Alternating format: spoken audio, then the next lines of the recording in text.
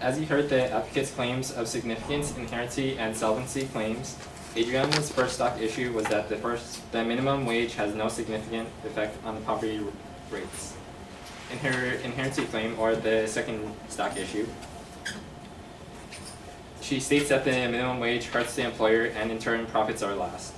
In her solvency claim, the advocate refers to the adverse effects of low-paying jobs preventing employees from getting the experience needed to get better jobs in the future.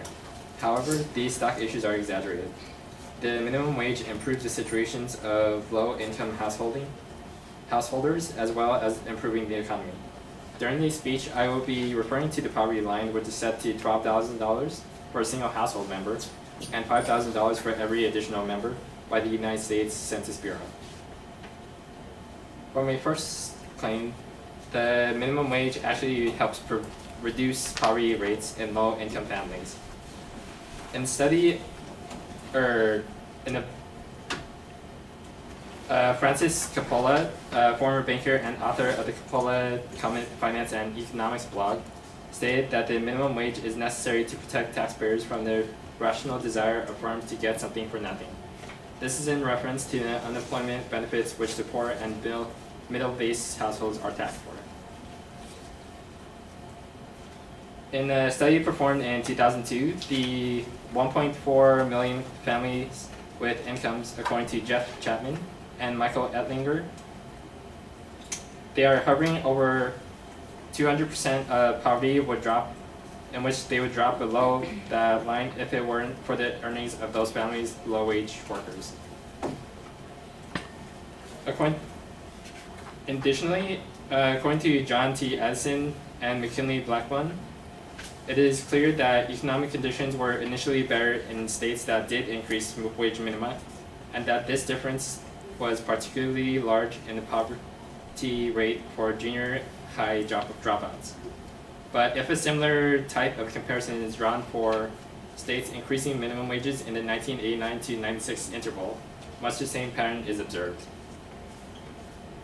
For her second stock issue, we saw that increasing the minimum wage improves money circulation in the economy, while employment rates are unaffected.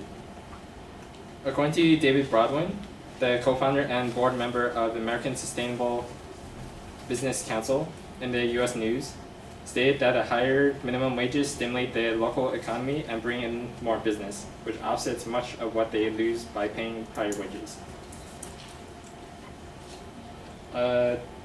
Also, according to John Schmidt, a senior economist for the Center for Economic and Policy Research, there are two recent meta-studies analyzing the research conducted since the early 1990s, which concludes that the minimum wage has little or no discernible effect on the employment prospects of low-wage workers.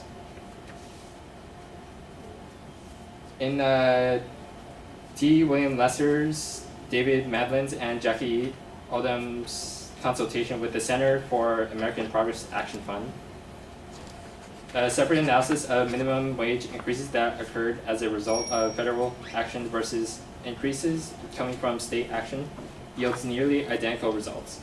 No matter what caused the increase, more than half of the states that increased their minimum wage saw their unemployment rates decline or remain unchanged.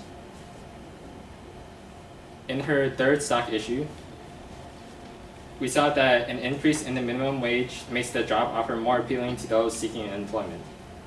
According to David Cooper and Douglas Hall, associates with the Economic Analysis and Research Network and publishers for the Economic Policy Institute, raising the minimum wage would help workers still reeling from the effects of the recession. The resulting impact on the overall economy would be highly positive, as minimum wage workers would spend their new earnings immediately, generating a positive impact on GDP and related modest employment growth. Also, according to the Southern Economic Journal, even William E. and David McPherson, based on the study made from January 1979 through December 1999, The results showed that the minimum wage workers reaped especially large benefits, making them more appealing. And lastly, according to Grace Schneider in the Courier Journal, I have it at time. I'm sorry, he's got the number wrong. So that's 5 minutes. They start with 5. It's okay. It's all right. I was just double checking. Sorry, I got to cut you off here.